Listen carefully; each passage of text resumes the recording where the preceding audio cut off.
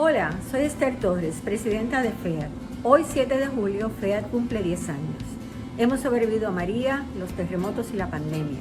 En estos 10 años hemos ofrecido 15 simposios y talleres, un proyecto de capacitación a todas las enfermeras escolares del Departamento de Educación, la tarjeta Baño Expreso a través de los gastroenterólogos de Puerto Rico, habilitado el Salón Espacios Sin Límites en el piso de EI del Hospital Universitario, distribuido miles de materiales educativos, apoyado legislación a favor de pacientes con EI, creado conciencia utilizando los medios y encendido a Puerto Rico de púrpura en el Día Mundial.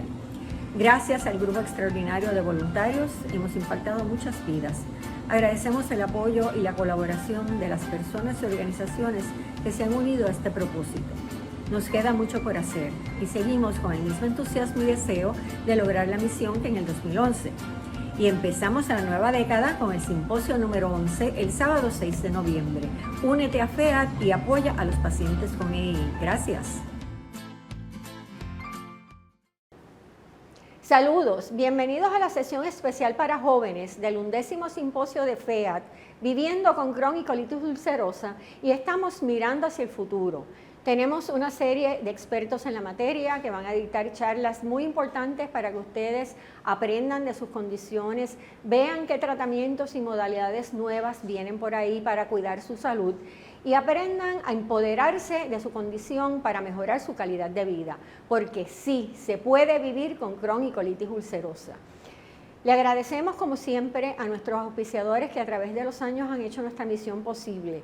AbbVie Health, Janssen, Pfizer, AbbVie, Bristol Myers Squibb, Takeda, Special Care Pharmacy Services, Specialty Pharmacy Services, Graphet Pharmacy Solutions y Universidad Ana G. Méndez. Disfruten el día. Saludos. Yo soy Ángel Toledo López, rector del recinto de CUPEI de la Universidad Ana G. Méndez. Una vez más, la Universidad Ana G. Méndez se une a la Fundación Esther A. Torres para crear conciencia sobre las enfermedades del Crohn y la colitis ulcerosa. Por más de una década, hemos trabajado en conjunto para educar sobre síntomas y remedios que permiten atender estas enfermedades sobre las que se conoce muy poco. Las enfermedades inflamatorias del intestino aquejan a jóvenes y adultos por igual, por lo que es importantísimo que todos nos eduquemos sobre ellas. Puedes hacerlo desde programas en enfermería, en nutrición, en naturopatía, como los que ofrecemos en la Universidad Ana G. Méndez. Pero lo vas a hacer de igual forma desde este simposio, Viviendo con Crohn y colitis ulcerosa. Te invito a que te quedes a aprender sobre asuntos de farmacología, de nutrición, de tratamiento, incluso aspectos legales que son importantísimos que conozcas para trabajar con estas condiciones. Te doy la bienvenida y te agradezco que te hayas unido a nosotros en este simposio, Viviendo con Crohn y colitis ulcerosa. Que pases excelente día. Hola, vamos a hablar un poquito de lo que son las enfermedades inflamatorias del intestino en la población pediátrica o en los jóvenes. A modo un poco de repaso y lo que es la epidemiología de las enfermedades inflamatorias, se estima que hay más de 3 millones de adultos en Estados Unidos con enfermedades inflamatorias del intestino. Esto es basado en data un poquito viejita del 2016 del CDC. De todos esos casos, 25% son casos pediátricos. Pensamos que 7 a 10 de cada 100,000 niños van a tener o van a desarrollar enfermedades inflamatorias del intestino, y de esos casos, un 4%, particularmente en enfermedades de Crohn, pueden ocurrir antes de los 5 años, o sea, van a tener una enfermedad bien temprano. Hay más de 50,000 pacientes pediátricos en Estados Unidos con enfermedades inflamatorias intestinales y anualmente se diagnostican más de 4,000 pacientes. Si vemos la tablita que sale ahí en la gráfica, la edad promedio donde presentan estos pacientes es en esa etapa de adolescencia, aunque yo creo que cada vez más estamos viendo cómo estos pacientes presentan un poquito más temprano. Aquí en la gráfica pueden ver la comparación de lo que era la data en el 2007 versus la data del 2016, donde se ve que aumenta la prevalencia en un 133%.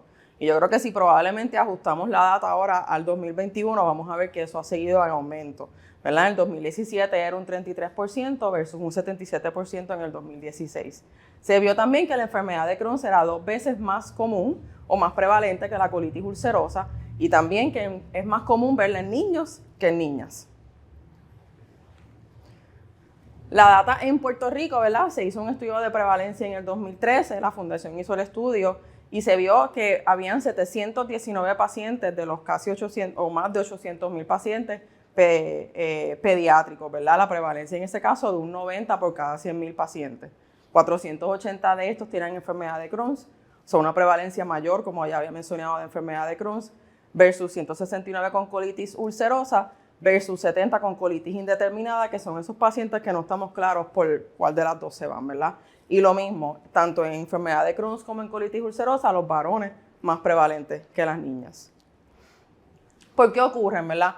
Yo creo que es la pregunta más comúnmente que me hacen en la oficina cuando hacemos un diagnóstico nuevo.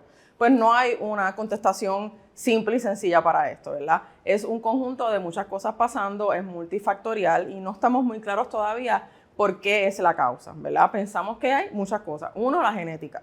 Sabemos que un padre que tiene colitis ulcerosa o enfermedad de Crohn predispone a que los hijos puedan tener enfermedades inflamatorias, ¿verdad? Y por eso para nosotros es bien importante ese historial familiar, que hayan tíos, primos, etcétera, no solo con enfermedades inflamatorias, sino con otras enfermedades autoinmunes. Detonantes del ambiente, ¿verdad?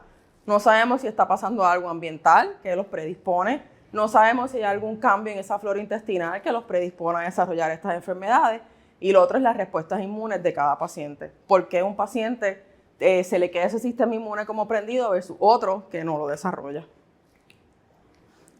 ¿Cómo las diferenciamos, verdad? Hay dos tipos de enfermedades inflamatorias intestinales, lo que es la enfermedad de Crohn y lo que es la colitis ulcerosa, ¿verdad? Entre las diferencias, enfermedad de Crohn va desde la boca hasta el recto, colitis ulcerosa, solamente el colon. Cuando hablamos de la enfermedad, ¿verdad? En enfermedad de Crohn, la enfermedad es discontinua. ¿Qué significa eso? Que podemos tener áreas enfermas y áreas de colon saludable intercalados, versus en el caso de colitis ulcerosa, que no vamos a ver un colon saludable entre un colon enfermo, sino la enfermedad es continua, ¿verdad? Enfermedad de Crohn, clásicamente podemos ver granulomas, si los vemos tenemos el diagnóstico, no los vemos en colitis ulcerosa. También vemos una diferencia en cuanto a la inflamación. Cuando hablamos de enfermedad de Crohn, la inflamación coge toda la mucosa, es transmural, versus en colitis ulcerosa, que es superficial, es solamente en la mucosa. En enfermedad de Crohn también podemos ver fístulas, abscesos, estrecheces, y enfermedad perianal, que es raro o inexistente en lo que es colitis ulcerosa. Aquí podemos ver en un diagrama, ¿verdad? Pueden ver en el diagrama de la derecha, se ve lo que es enfermedad de Crohn, ven un colon normal primero, ven un colon con enfermedad de Crohn, donde pueden ver que afecta a la mucosa completa, versus un colon de colitis ulcerosa, donde pueden ver que es un poquito más superficial. Ven abajo el colon normal, real, en vivo, ¿verdad? Se ve una arquitectura normal con las austras normales, versus un patrón de inflamación, ya sea como lo dicen el cobblestoning o los adoquines, o los pseudopólipos en colitis ulcerosa. Importante, y se lo digo a todos mis pacientes, ¿verdad? Los jóvenes con enfermedades inflamatorias no son adultos pequeños, por lo tanto no se comportan necesariamente igual que los adultos, y esto es bien importante. Los jóvenes con enfermedades inflamatorias van a tener enfermedad más extensa, presentan usualmente un poquito más agresivos, muchos de ellos, ¿verdad? 70% presentan con enfermedad ileocolónica versus adultos, que vemos nada más que un 28%.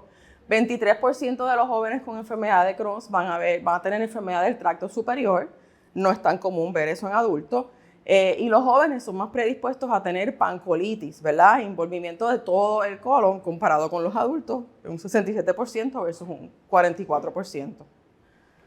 ¿Cuáles son los síntomas, verdad? Los síntomas más comunes, clásicamente, dolor abdominal, sangrado rectal, diarrea, pérdida de peso, retraso en el crecimiento, enfermedad perianal, ya sean abscesos, fístulas, fiebres intermitentes, ¿verdad? Y para nosotros los pediátricos, ¿verdad? Súper importante el retraso en el crecimiento, porque claramente eso no lo vamos a ver en un adulto que ya creció lo que iba a crecer.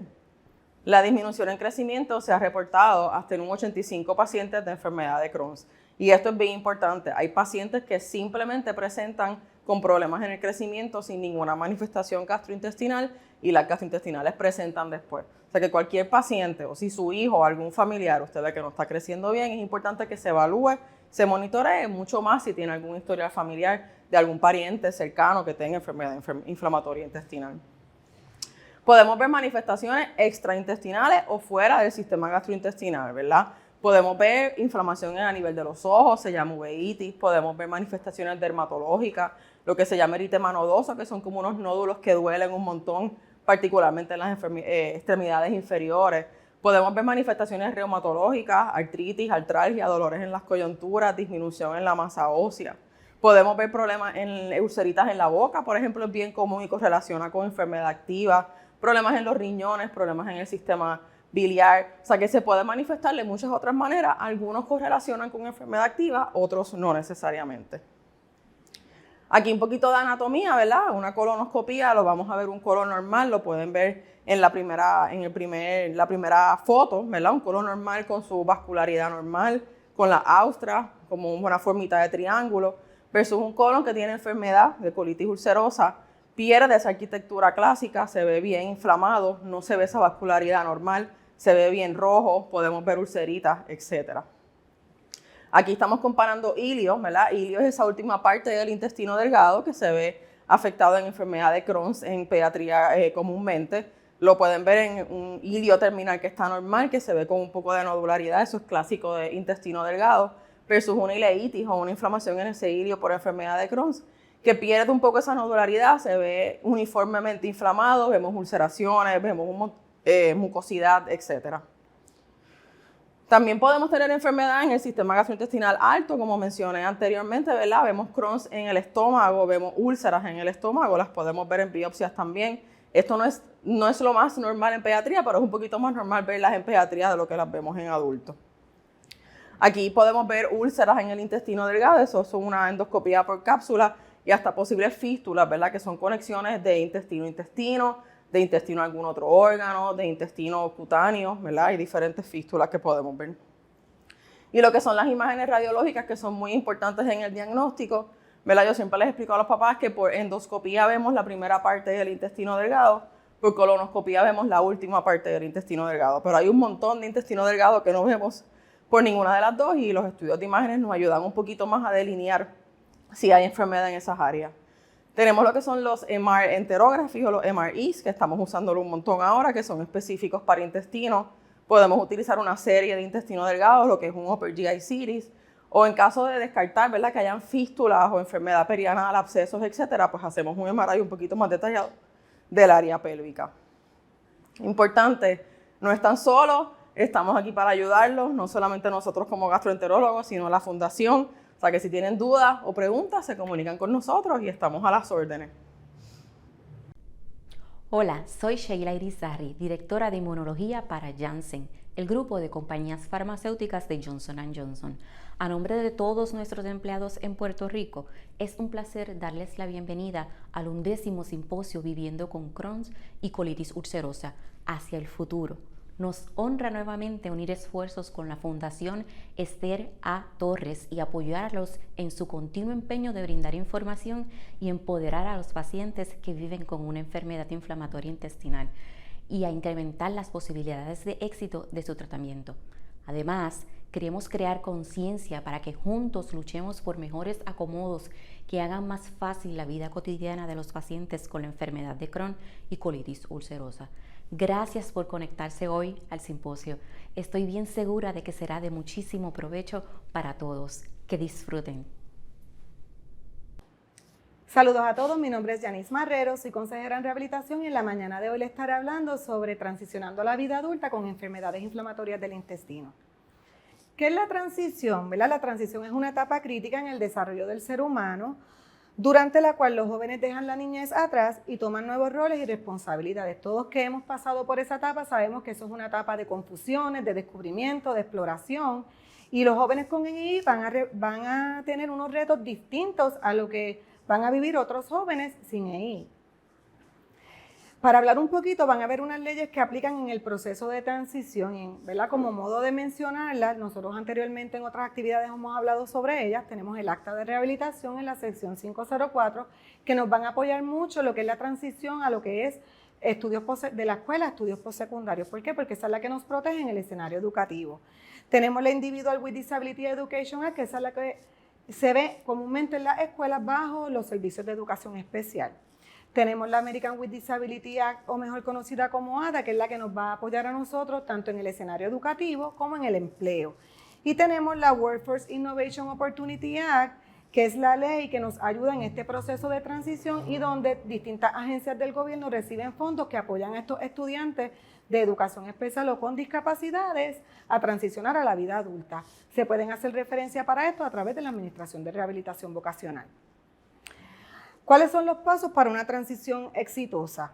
Primeramente, identificar quiénes somos. A veces nos hace más fácil hablarle a otros o describirle a nuestros amigos, a nuestros padres, pero hablar de nosotros mismos a veces es un poquito complejo. Así que primeramente tenemos que identificar quiénes somos nosotros, hacia dónde nos dirigimos y qué tenemos que hacer para lograrlo. Y para eso lo más importante es una planificación. Ahora, ¿quién eres tú? Pues tienes que aprender sobre tus intereses. Hay muchas maneras, ¿verdad?, de aprender sobre tus intereses. Primeramente hay inventarios de intereses vocacionales o pruebas que te pueden ayudar a descubrir quién tú eres. También tú puedes hacer listas de cuáles son las cosas que te gustan hacer en tu tiempo libre, cuando haces tal vez trabajo en la casa o cuando estás en la escuela las materias que más te gustan, y esas te pueden dar una visión más clara de hacia dónde están tus intereses dirigidos.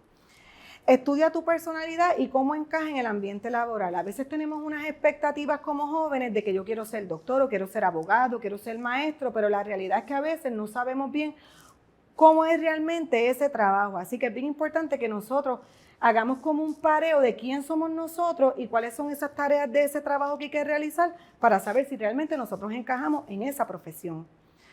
Aprende sobre tu condición y cómo se manifiesta. ¿Por qué? Porque no todas las personas con enfermedades inflamatorias del intestino se le manifiesta la condición de la misma manera. Entonces, cuando estamos buscando una carrera o que vamos a hacer en ese proceso de la vida adulta, es bien importante que yo diga, tengo estas limitaciones, cuando la condición está activa, estos son mis síntomas, cómo esto me va a perjudicar a mí en el escenario laboral y poder hacer un pareo adecuado en ese proceso. Identificar tus limitaciones sustanciales. ¿Por qué es importante? Porque a través de identificar estas limitaciones sustanciales, tú puedes saber si eres elegible, te aplica el término discapacidad bajo las leyes y ahí tú puedes también identificar que si eres elegible o no para acomodo razonable. Identificar tus posibles acomodos razonables. Eso también es bien importante. ¿Por qué? Porque posiblemente el acomodo razonable que tú necesitas para el empleo no necesariamente es el mismo que vas a necesitar para el área educativa. Así que si tú te conoces bien, conoces tus limitaciones, conoces los síntomas de tu condición, vas a poder decidir qué ajustes tengo que hacer en esos escenarios para poder lograr las metas que quiero. ¿Hacia dónde te diriges? Lo más importante, explora las ocupaciones y cómo éstas se conectan a tus intereses, preferencias, habilidades y necesidades. Bien importante siempre tratar de identificar una persona que haga la profesión de tu interés y la entreviste, que vayas a un escenario laboral a ver realmente cómo se hace ese trabajo y eso te va a dar una idea si de verdad o no ese es el área que tú debes de seguir. Aprende sobre las opciones de educación y adiestramiento disponibles para ti. Es bueno que tú identifiques las universidades que te gustan, qué programas ellos dan, qué ayudas tienen las universidades, qué acomodos razonables yo voy a necesitar saber para solicitarlo en la universidad, qué servicios tiene la universidad y cómo se ajustan a mis necesidades. También es bien importante que aprendas del mercado laboral y el impacto de la tecnología en los trabajos.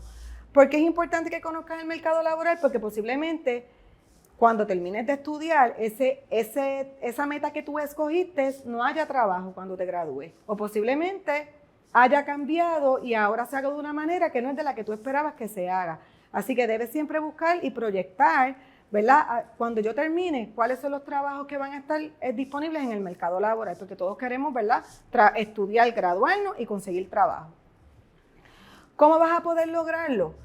Importante, vas a identificar las carreras que encuentras más interesantes. Luego de que tú identifiques esas carreras, tú vas a establecer metas a corto, mediano y largo plazo. Un ejemplo, estoy en 10º grado. Pues mi meta es graduarme de 4º año a corto plazo. A mediano plazo ya estar matriculado en una institución postsecundaria y conocer cuál es el currículo. A largo plazo, estar en el escenario laboral. Importante, identifica los requisitos educativos que necesitas desde que estás en la escuela. Hay momentos, ¿verdad?, que hay jóvenes que adelantan clases en la escuela y esos créditos los pueden utilizar.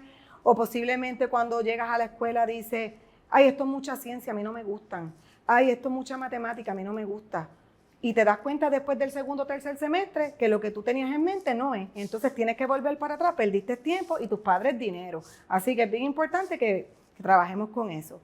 Otra cosa bien importante, y esto es para los papás que estén viendo esto, deje que sus hijos desarrollen destrezas sociales y de vida independiente. Ya ellos no van a ser niños, ya ellos en la universidad no es papá quien va a hacer las cosas por ellos. Así que es bien importante que ese estudiante desarrolle esas destrezas de vida independiente que necesita para que puedan salir hacia adelante. Y identificar fuentes de apoyo.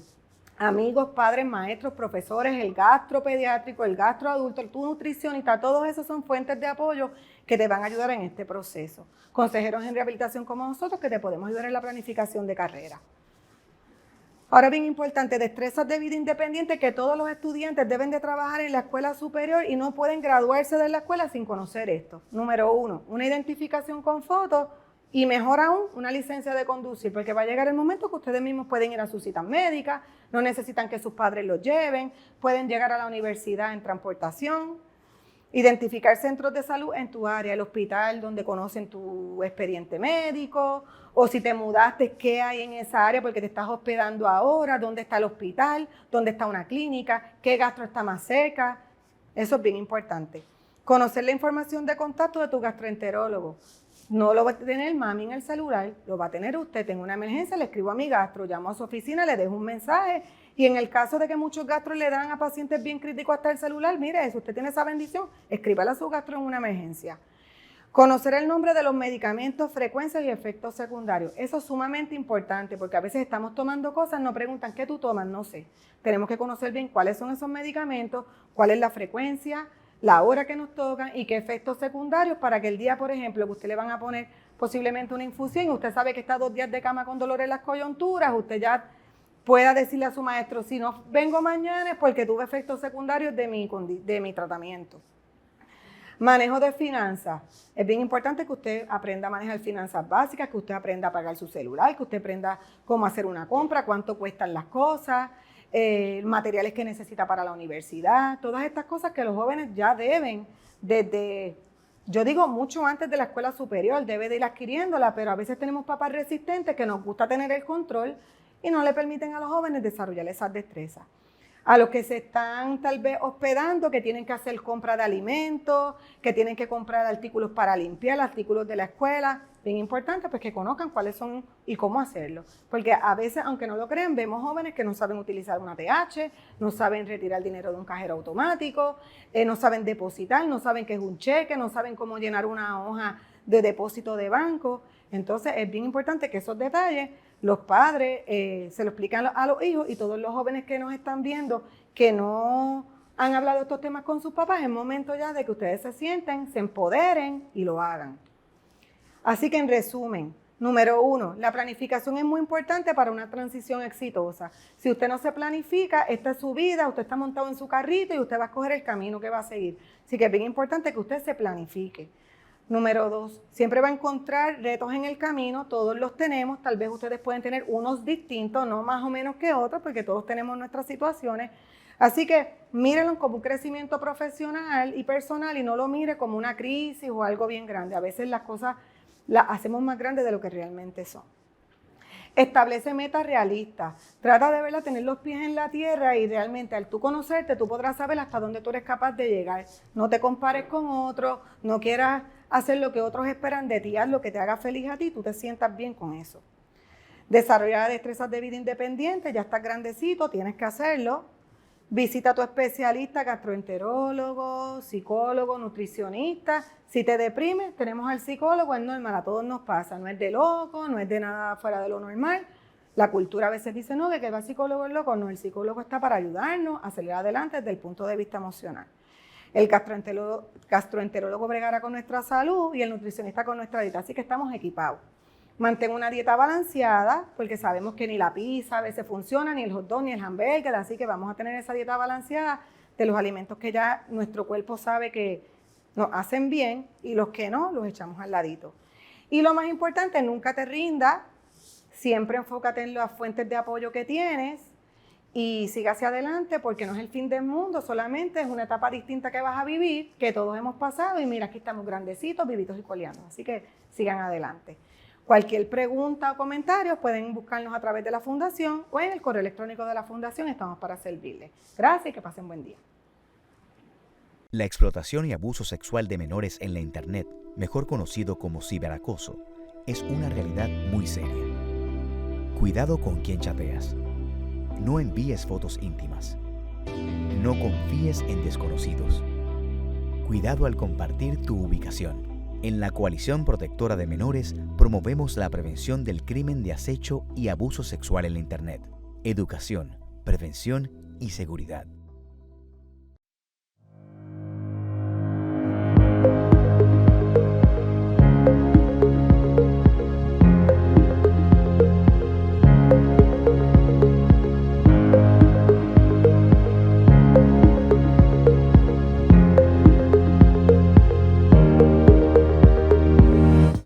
Saludos. Hoy les voy a hablar sobre la dieta antiinflamatoria. Pero antes le quiero repasar un poquito sobre qué es la inflamación, ¿verdad? Pues la inflamación es una respuesta del sistema inmunológico, ¿verdad? Cuando el cuerpo pues, detecta que hay algo mal sucediendo en el cuerpo. Así que eso es una reacción normal del cuerpo. Pero ¿qué sucede? Cuando esta inflamación se convierte en una crónica, pues entonces ahí tenemos problemas y pues se relaciona con diversas condiciones de la salud. Así que la enfermedad inflamatoria del intestino pues es una de esas condiciones que probablemente pues se convierte en una inflamación crónica y pues a través de las cosas que nos comemos pues los síntomas pueden disminuir y esta inflamación nos puede ayudar a que disminuya esta inflamación.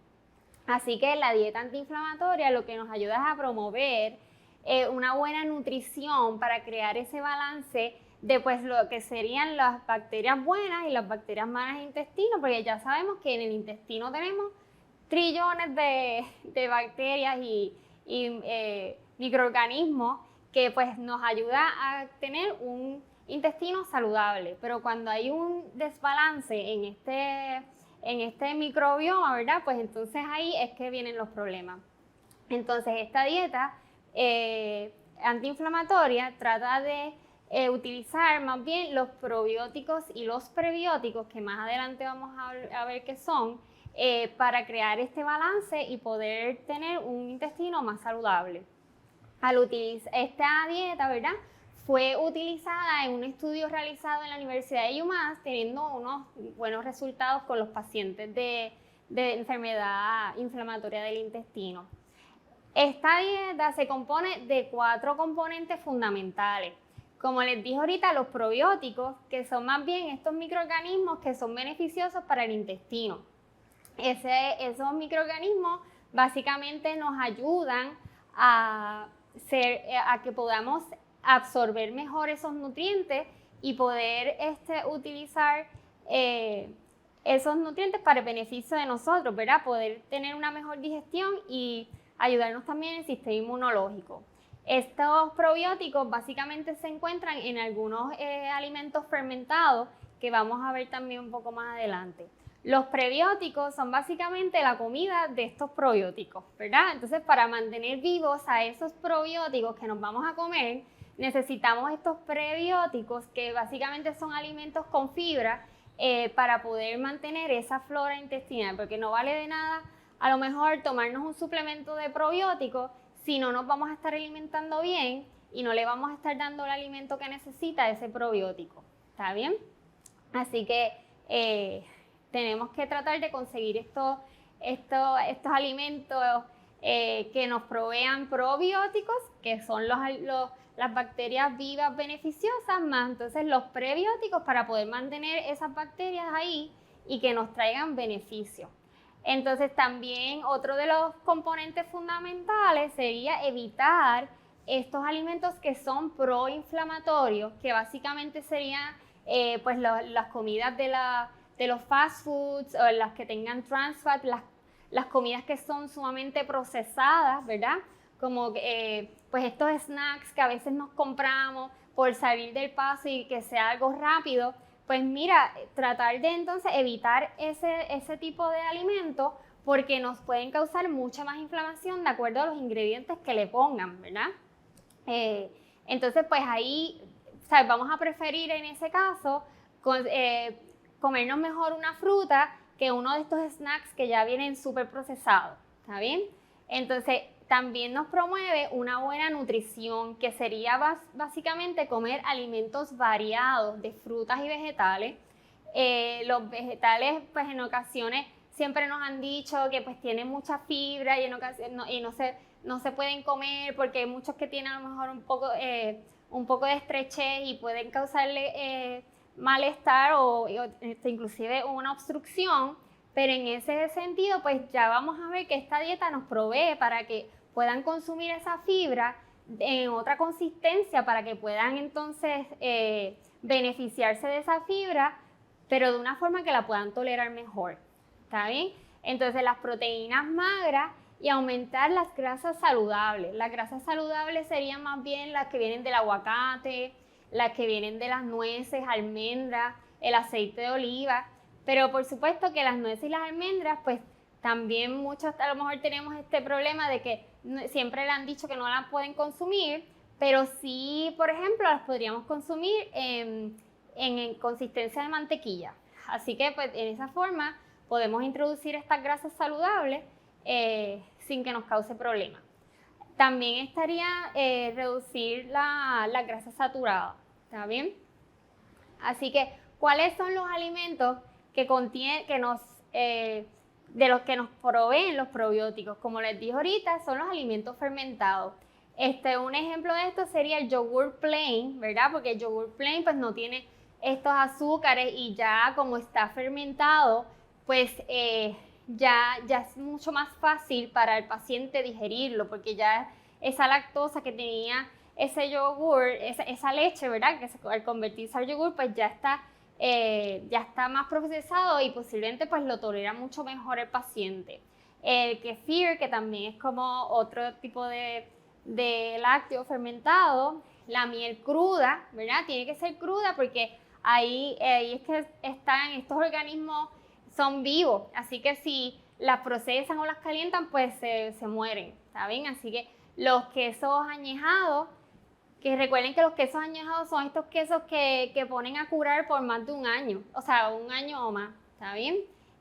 Los vegetales fermentados, como el kimchi, que eso es como un repollo fermentado que utilizan en Corea.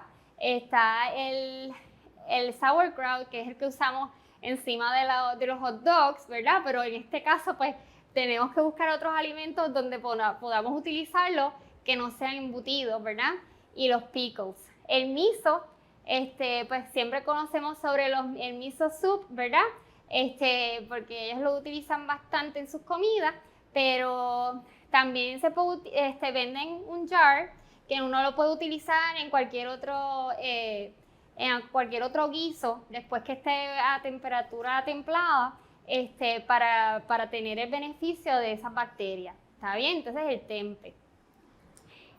Entonces están los alimentos también prebióticos, que serían más bien los que nos van a dar esa comida a los probióticos, ¿verdad? Esas bacterias buenas que queremos que estén en el intestino para que creen este buen balance ahí. Así que sería la avena, pero la avena que queremos utilizar es una que le dicen que está procesada o cortada en la licuadora. Así que la llaman steel cut, ¿verdad? Esa avena pues es mucho más finita y no tiene las hojuelas tan grandes y pues nos ayuda a proveerle esa fibra a los probióticos que nos puedan mantener vivos por más tiempo, ¿verdad? Entonces, pues también sería el guineo, la cebolla, el ajo, el puerro, las frutas y vegetales, las legumbres y las semillas, que serían los flax seeds, la chía, el hemp y las viandas, ¿verdad? Aquí nosotros también comemos muchas viandas, que eso no sería muy difícil conseguirlas aquí. Aquí entonces también en la dieta antiinflamatoria hay algunos alimentos que debemos de evitar, ¿verdad? Porque son proinflamatorios.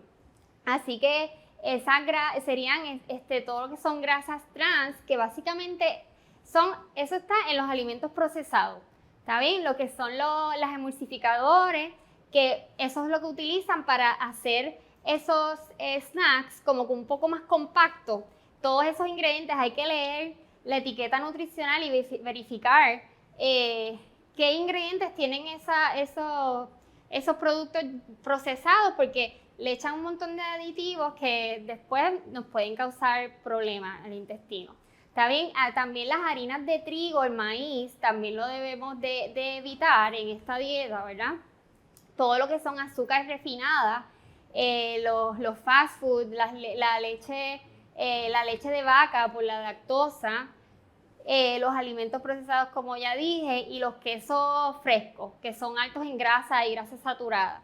En esto de la harina de trigo, quería mencionar que la harina de trigo, fíjense que no mencionan nada del gluten, ¿verdad? Pero casualmente, pues la harina de trigo contiene gluten. Muchas personas han adaptado una dieta libre de gluten sin realmente necesitar restringirlo, ¿verdad? Porque pues eso ya sería para los pacientes que tienen enfermedad celíaca, que ahí pues son alérgicos al gluten, así que en ese caso habría que limitarlo, ¿verdad? Pero en este caso lo que vamos a restringir es básicamente el trigo. El gluten, cuando nosotros lo eliminamos en ocasiones, pues encontramos una mejoría, porque todos esos alimentos que contienen gluten, la mayoría, contienen un montón de azúcares que entonces el síntoma que estamos sintiendo probablemente no es por el gluten, sino es por el azúcar que contiene ese alimento procesado. Entonces pues vemos que es una mejoría y pensamos que entonces es porque eliminamos el gluten, ¿está bien? Pero quería hacer esa salvedad porque a veces, pues porque ahí no está mencionado el gluten, pero sí el trigo, y casualmente pues sí el trigo contiene gluten también. Sin embargo, la cebada la podemos consumir, y la cebada tiene gluten, ¿ves? Así que, entonces, esta dieta se divide en varias fases según la etapa en que esté en la condición, ¿está bien? Así que si tenemos un paciente que acaba de salir del hospital, que tiene muchos síntomas, que no toleran básicamente ningún alimento, pues queremos entonces comenzar con alimentos que sean blandos o de puré. ¿Ves? Aquí, por ejemplo, tenemos una crema de calabaza y tenemos también una batida de guineo. Acuérdense que no pueden tener azúcar, así que posiblemente le pueden hacer esa batida de guineo con leche de almendra, el guineo, y si quieren ponerle algo de dulce, podrías echarle un poquito de miel, porque recuerden que si la miel cruda sí la podríamos utilizar, ¿está bien? Aquí esto es un ejemplo de una recetita que yo hice en mi casa. Si se fijan, al principio los alimentos están completos, ¿verdad? Esa es la calabaza, la papa, cebolla, zanahoria y todos los ingredientes que le damos para darle sabor aquí en Puerto Rico, ¿verdad? Pero entonces, ¿qué hacemos? Lo hervimos, así que se hierven y se ablandan, y luego entonces lo ponemos en la licuadora y tenemos un puré. Fíjense que al principio usted no se podría comer probablemente en esa consistencia, no se podría comer ese tipo de alimento, pero ya cuando lo procesó y lo puso en la licuadora, que todo está uniforme, pues inclusive hasta los que tengan a lo mejor algún tipo de estrechez podrían comerla y no le va a causar problemas. Pero sí, entonces tenemos el beneficio de la fibra que contienen esos alimentos, ¿ok? La etapa 2, ya entonces vamos a introducir un poquito más de consistencia, ¿está bien? Y todavía el paciente tiene algunos síntomas, pero están más disminuidas a lo mejor las diarreas, siente menos dolor abdominal, y a lo mejor pues uno le da ganas de comer más cositas, ¿verdad? Así que pues ahí te enseñan lo que es la mantequilla de almendra. A lo mejor los garbanzos no se los puede comer en su estado regular, pero si lo haces en forma de hummus, pues lo puedes consumir y te debería caer bastante bien. Las vianditas majadas, y ya podríamos comer hasta aceituna, ¿está bien? Entonces, en la última etapa, ya el paciente está en remisión, o sea que podemos ahí añadir básicamente pues los alimentos que toleremos, pero si pues ahí hay que tener precaución porque ya, por ejemplo, los vegetales no los podríamos comer al sartén o sea, ya cocidos, pero al sartén y eso, que en ese caso, si el paciente presenta algún tipo de estrechez, pues tiene que entonces tener precaución y a lo mejor los vegetales a lo mejor no los puedes llevar hasta esa etapa 3, pero sí los puedes mantener en una etapa 1, en una etapa 2, que todo eso ahí pues va a depender pues cómo el médico vea ese intestino y te oriente sobre si puedes comer fibra o no. Ya cuando vayan a la nutricionista deben tener esa información lista porque nosotras vamos a darle los alimentos de acuerdo a lo que ya el médico evaluó ahí. ¿Está bien? Esos son nuestros ojos ahí en ese intestino. Así que, pues nada, le dejo con este mensajito que la salud requiere de alimentos saludables. ¿Está bien? Así que recuerden que siempre escojamos alimentos básicamente frescos y si no podemos utilizarlos de cierta manera, pues miren, vamos a modificar esas consistencias para tener el beneficio de esos alimentos de una forma que podamos tolerarlos y tener una vida más saludable. Gracias. Somos Special Care Pharmacy Services, la farmacia especializada líder en Puerto Rico para pacientes que enfrentan condiciones crónicas y complejas. Nuestra misión es asistirles en cada etapa de su tratamiento. Para esto, contamos con varios centros de excelencia y con servicios como medicamentos especializados, atención individualizada, consultas farmacéuticas, asistencia económica, servicios de infusión al hogar, servicios de entrega, entre otros. Nuestros pacientes son nuestra razón de ser y ofrecerles el mejor servicio es nuestro compromiso. Puedes visitar nuestra nueva localidad en Río Piedras o nuestra página web specialcarepr.com para conocernos mejor. Saludos, mi nombre es Fara Ramírez Marrero. Tengo un doctorado en Fisiología del Ejercicio, soy profesora e investigadora en la Universidad de Puerto Rico y me complace poder compartir con ustedes el tema de actividad física, ejercicio para jóvenes con enfermedad inflamatoria del intestino. Y quiero comenzar presentando unas definiciones básicas. ¿Qué es actividad física y qué es ejercicio? Son dos cosas diferentes, pero tendemos a pensar que es lo mismo. Vamos a ver cuál es la diferencia. Actividad física es todo movimiento. Lo que yo estoy haciendo en este momento es actividad física, en el que activo mis músculos esqueletales, en el que aumento mi gasto de energía por encima del nivel de reposo. Todo movimiento corporal que tiene esas características es actividad física. Claro, hay diferentes intensidades. Puede ser una actividad liviana como lo que estoy haciendo yo ahora, pero si hago un poco más intensidad se vuelve moderada. Y entonces una actividad moderada es la que requiere que yo aumente mi respiración, mis pupilas se dilatan, aunque a veces eso no lo podemos ver, sudo también. Pero luego viene la actividad física de intensidad vigorosa. Esa es en la que prácticamente no puedo decir una oración completa porque tengo que respirar muy rápido y sudo bastante. Así que miremos actividad física en esas diferentes intensidades. Claro, ejercicio. ¿Qué es ejercicio? Pues es actividad física, pero es actividad física que la hacemos de manera estructurada, repetitiva, y la hacemos con un propósito. ¿Cuál? Mejorar la salud o mejorar el rendimiento deportivo si estamos inclinados hacia el deporte. Cuando hablo de estructurada es que lo hacemos tantos días en la semana, 3, 5 días en la semana. Lo hacemos de 10 de la mañana a 11 de la mañana. Lo hacemos en el gimnasio o lo hacemos en el patio o lo hacemos en la pista, pero lo estructurado es que está calendarizado con ese propósito y a una intensidad dada. Así que la presentación de hoy vamos a hablar de las dos cosas, de actividad física y de ejercicio.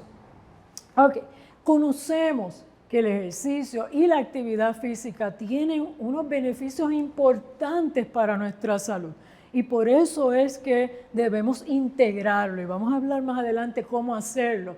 Pero el beneficio para jóvenes en general, mejor control de peso y mejor control de la grasa corporal. Fortalece los huesos, aumento y mantenimiento de la masa muscular, que es la masa que demanda energía, que nos permite movimiento. Mejor función del sistema cardiopulmonar. Así que sabemos que con mayor actividad física, mayor ejercicio, nuestros pulmones, nuestro corazón se va a fortalecer y se va a hacer más saludable. Mejor control del estrés y mejor salud mental, además de que mejora nuestra capacidad cognitiva. Y hay estudios que nos han demostrado que las personas que hacen más actividad física en la escuela tienen mejores notas. Así que eso es algo que tenemos que siempre tener en mente. Claro, ¿cuál es la recomendación mínima de actividad física para la salud? Para niños y adolescentes es 1 hora diaria, 60 minutos al día de actividad que por lo menos sea de intensidad moderada a vigorosa. Recuerden la definición que dije al principio, ¿verdad?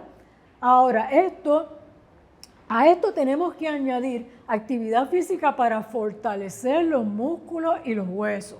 Y esta recomendación es de 3 días en semana, pero cae dentro de los 7 días, ¿verdad? De hacer 60 minutos todos los días, ahí cae esa sección de ejercicio para fortalecer los músculos y los huesos. Esta recomendación también trae algo importante y es que tenemos que reducir el tiempo sentado. El tiempo sedentario nos está matando, literalmente. Así que cuando hablamos de tiempo sedentario es cuando estamos mucho tiempo sentados. ¿Sentados haciendo qué? Usualmente frente a una pantalla, o es el televisor, o es la computadora, o es el celular. Y no es que esté mal hacerlo, esto es bueno, ¿verdad? Y tenemos muchos beneficios de tener estas actividades por el internet, por ejemplo, pero estar demasiado tiempo sentado es un problema de salud. Así que pensemos, ok, en mi tiempo libre yo voy a limitar a 2 horas el tiempo sentado y con eso voy a cumplir la recomendación. Así que siempre pensemos, si voy a estar con el celular o si voy a estar mirando televisión, puedo estar de pie algunos momentos o sentarme y levantarme en algunos momentos y así rompo el tiempo sentado y mejoro mi salud desde ese punto de vista. Así que reconozcamos esta recomendación todos los días, 1 hora todos los días, que puede ser aeróbico o puede ser una actividad de fortalecer los músculos, ¿verdad? Como saltar, brincar, utilizar pesas, y de eso voy a hablar en un ratito. Ok, ahora, cuando hablamos de ejercicio, lo que hablé anteriormente es actividad física general. Ahora quiero hablarles de ejercicio.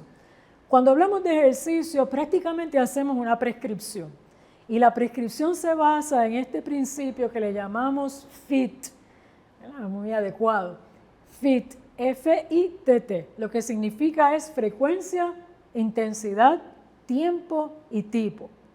Ahora, si miramos ejercicio aeróbico, que es ejercicio que va a fortalecer mi capacidad cardiorrespiratoria, o ejercicio contra resistencia, que es para fortalecer mis músculos y los huesos, y vamos a mirar la última columna, prácticamente es muy similar, ¿verdad? Contra resistencia y fortalecimiento de huesos. Así que, ¿cuántas veces yo debo hacer ejercicio aeróbico? Pues hablamos ya anteriormente, todos los días. Todos los días, pero vigoroso al menos 3 de esos días. Todos los días moderado, pero 3 de esos días por lo menos tratemos de hacerlo con un poquito más intensidad. Esto va a traer mayores beneficios a la salud. En cuanto a intensidad del ejercicio aeróbico, moderado a vigoroso, recordemos la respiración que se va acelerando, la sudoración, y vigoroso ya es, ¿verdad?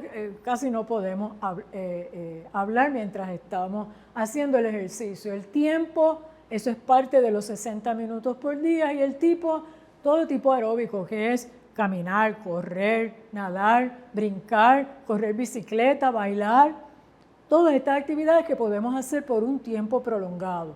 Contra resistencia, por lo menos 3 días en semana, Podemos usar nuestro propio peso, sentarnos y pararnos de una silla es un excelente ejercicio para las piernas.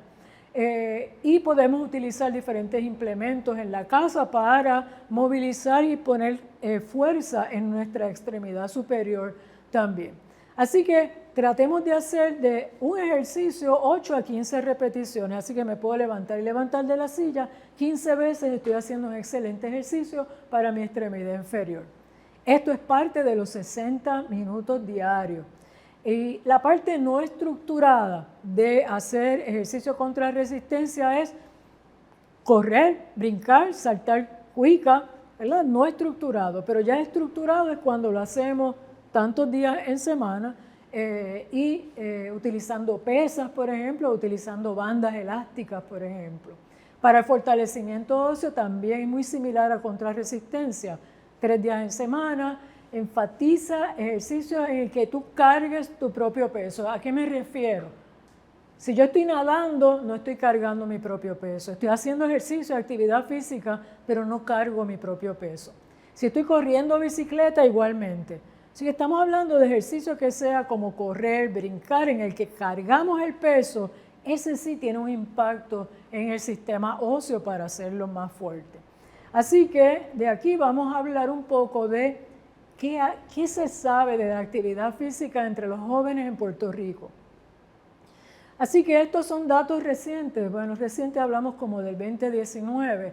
Y cuando observamos, me voy a ir a la tercera columna directamente. La columna que dice no actividad física en 7 días. Recuerden que la recomendación es todos los días. Así que aquí estamos hablando de que entre un 80 a un 90% de nuestros jóvenes en Puerto Rico no siguen la recomendación de actividad física. Y esto es una preocupación. ¿Qué podemos hacer para cambiar esto? Y también voy a mencionar la última columna en la que habla de tiempo sentado viendo televisión o en vídeo. Así que estamos hablando de entre 60 a 70% de nuestros jóvenes pasan la mayor parte de su tiempo libre viendo televisión o jugando con vídeos y celulares. Así que de nuevo, no es que esto lo querramos eliminar porque eso es imposible, pero queremos hacer un cambio, ¿verdad? Dedicar menos tiempo a estar sentado y un poco más tiempo a movernos, a ser más activos. Nos preguntamos entonces cuáles son los beneficios de la actividad física y el ejercicio específicamente para jóvenes con enfermedad inflamatoria del intestino. Así que todavía estamos aprendiendo sobre esto. Necesitamos más investigación, pero de lo que sabemos es importante enfatizar que, por ejemplo, el estrés puede provocar inflamación y empeorar los síntomas. La actividad física y el ejercicio tienen un efecto directo en el manejo del estrés. Así que hay un beneficio en ese sentido. Hay una comunicación entre el cerebro, nuestras emociones y nuestros intestinos, ¿verdad? La pobre calidad de sueño provoca episodios de inflamación intestinal y la actividad física nos ayuda a dormir mejor. Así que eso es un beneficio. Otro beneficio, la actividad física regular puede ayudar a mejorar la eliminación de gases. Así que va a reducir esa sensación de hinchazón que es tan incómoda y trae dolores e incomodidad. La actividad física y el ejercicio promueven el movimiento intestinal y liberan agentes antiinflamatorios en el cuerpo.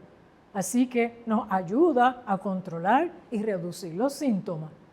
La participación regular en actividad física y ejercicio aumenta la sensación de bienestar, aumenta la intención de adoptar hábitos, estilos de vida más saludables. Y esto también tiene un impacto directo en la salud. Ok, así que en esta pantalla lo que quiero presentarles es la evidencia de cuánto participan niños y adolescentes con enfermedad de inflamación intestinal en ejercicio y deportes.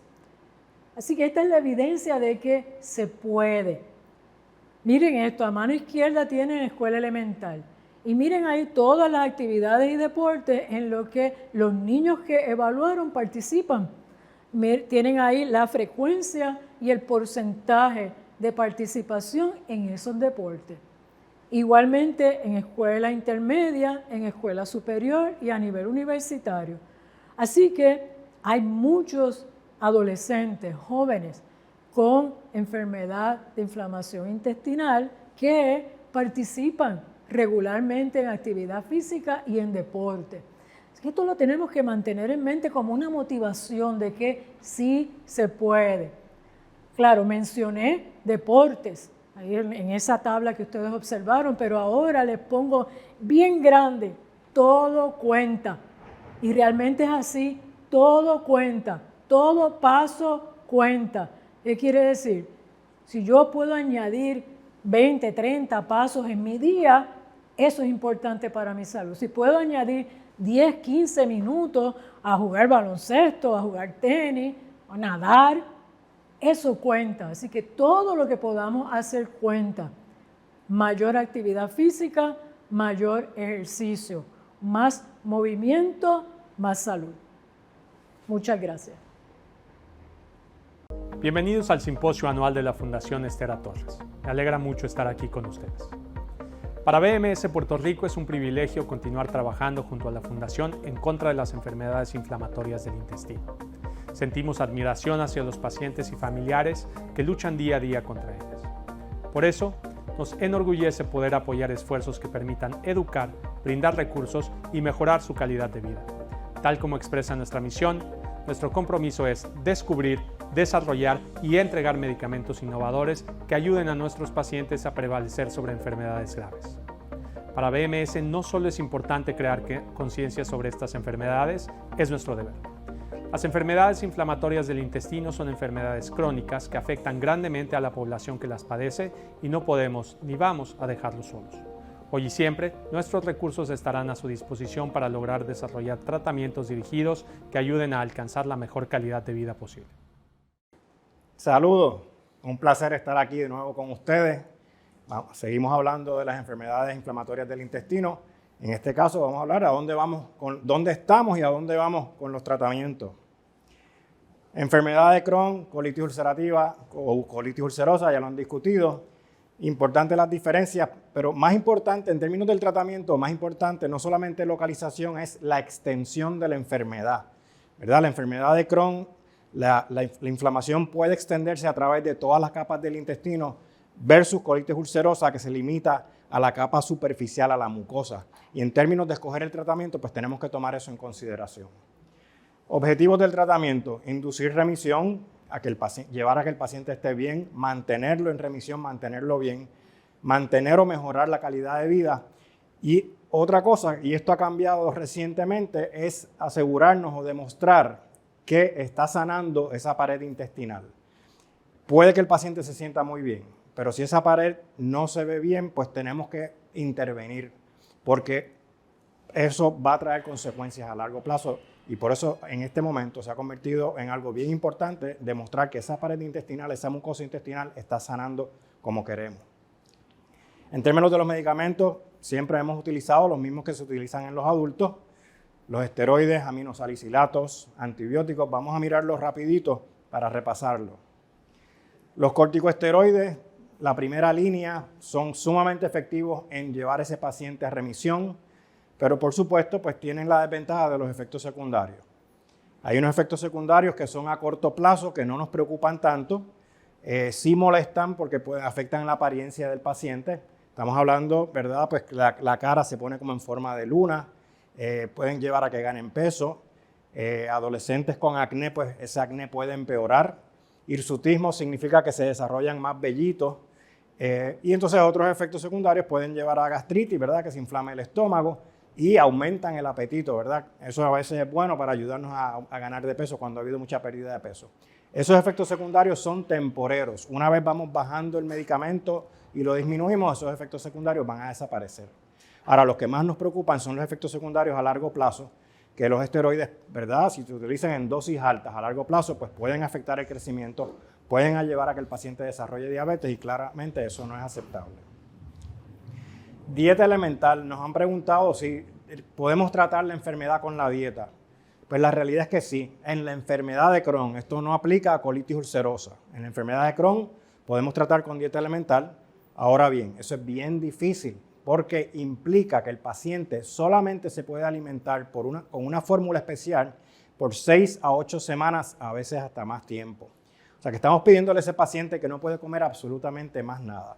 Por lo tanto, es una alternativa que no utilizamos mucho. En algunos centros, sobre todo en Estados Unidos, Canadá, Europa, sí lo utilizan regularmente y eso es tan efectivo como los esteroides para llevar al paciente a remisión. Pero de nuevo, la pregunta es factible en términos de la calidad de vida del paciente. Los aminosalicilatos son unos medicamentos que ya llevamos muchísimos años utilizándolos. Sulfasalacina fue el primero, después vino mesalamina y todos los que ven ahí son preparaciones de mesalamina, del Cicol, Asacol HD, Pentasa, Lialda, Apriso. Y entonces están las preparaciones que llamamos locales o tópicas, ¿verdad? Que son los supositorios de canasa y los enemas de Roux. Estos medicamentos son unos antiinflamatorios locales y trabajan básicamente en la pared, son superficiales. Por eso se utilizan mucho más en colitis ulcerosa, porque como les dije ahorita, la inflamación en colitis ulcerosa se limita a la capa superficial. A veces lo utilizamos en enfermedad de Crohn, pero sabemos que en enfermedad de Crohn la inflamación es más profunda y ahí los aminosalicilatos no nos ayudan. No hay estudios en niños como tal, pero sabemos que funcionan muy bien y son sumamente seguros. El potencial de efectos secundarios es bajísimo. Como ya mencioné, el efecto antiinflamatorio es localizado y su efectividad es mayor en colitis ulcerosa.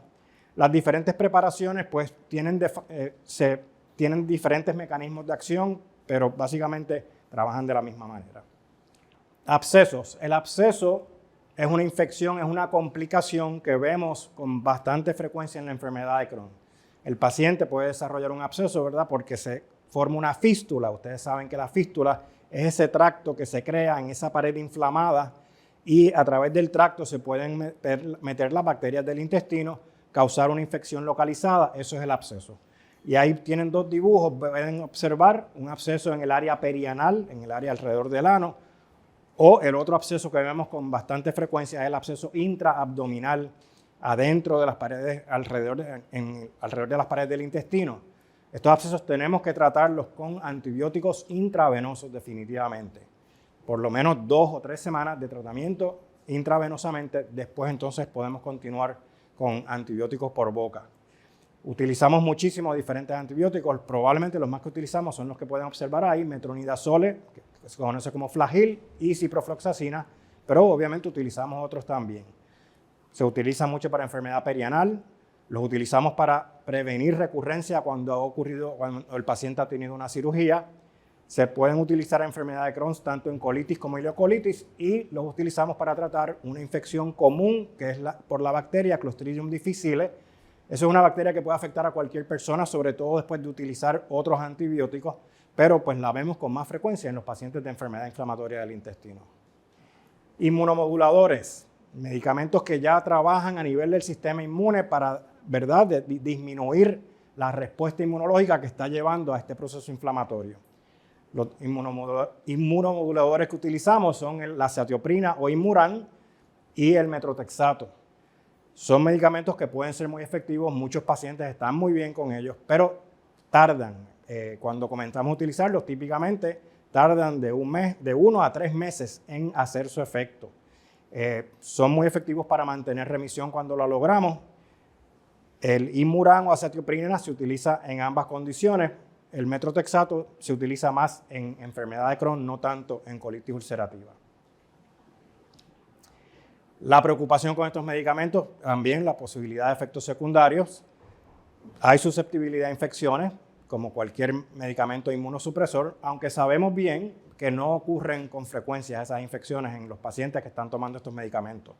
Pancreatitis lo podemos ver con el Imuran. Hepatitis o que aumenten las enzimas hepáticas lo vemos más con el metrotexato. Leucopenia lo podemos ver con ambos. Leucopenia, ¿verdad?, que baja el contagio de glóbulos blancos. Son cosas que siempre estamos monitoreando y la realidad es que no ocurren con frecuencia. O sea que la mayoría de los pacientes que toman estos medicamentos pues están bien y no tienen los efectos adversos. Y entonces tenemos los agentes biológicos, que son los medicamentos que nos han revolucionado el tratamiento y nos han ayudado a controlar estas enfermedades muchísimo mejor. Ya no son nuevos porque el primer agente biológico salió hace más de 20 años, ¿verdad? El infliximab. Los primeros que se desarrollaron son unos anticuerpos en contra del factor de necrosis tumoral alfa. El factor de necrosis tumoral alfa es un mediador de inflamación, es una de esas sustancias que producen los glóbulos blancos para mantener el proceso inflamatorio encendido, ¿verdad?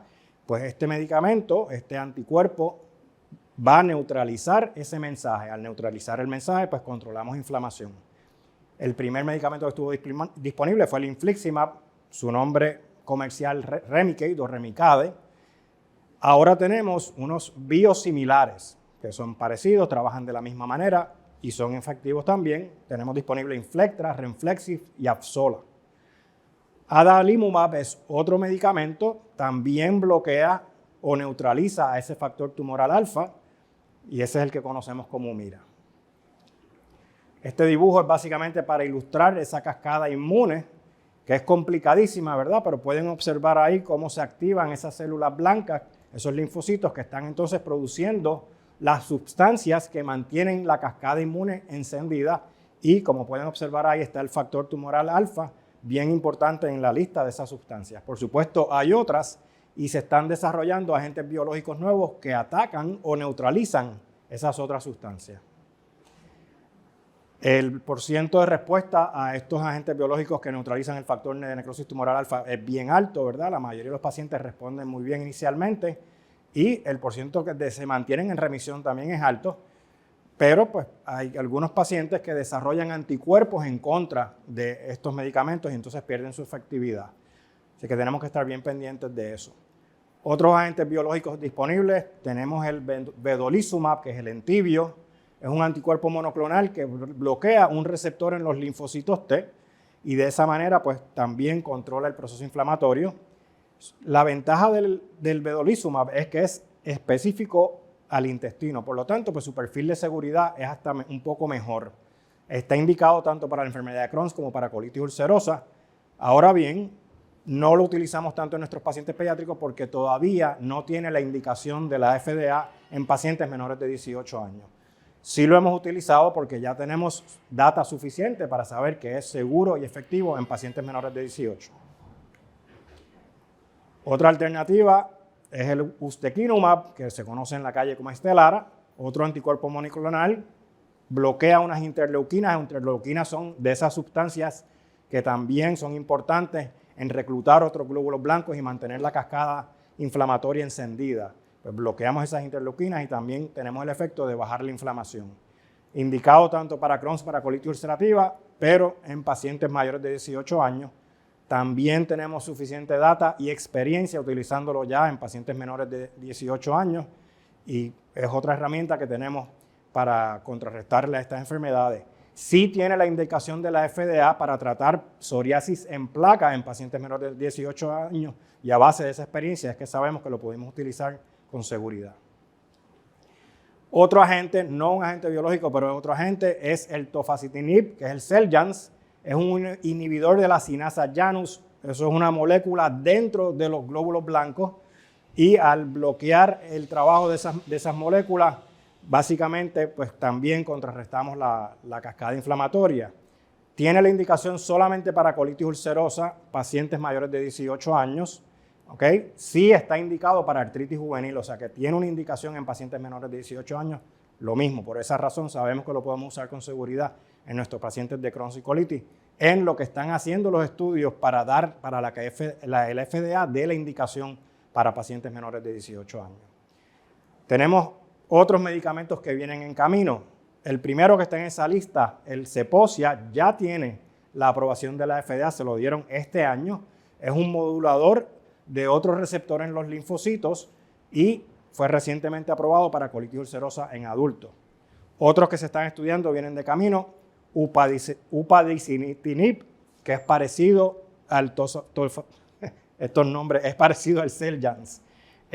También es un inhibidor de la cinasa Janus, está aprobado para artritis reumatoidea en adultos y están haciendo los estudios para que se le dé la indicación y se apruebe para colitis ulcerosa en adultos, posteriormente enfermedad de Crohn. Risankizumab, ese es un anticuerpo monoclonal parecido al al Estelara, porque bloquea la misma interleuquina que el Estelara.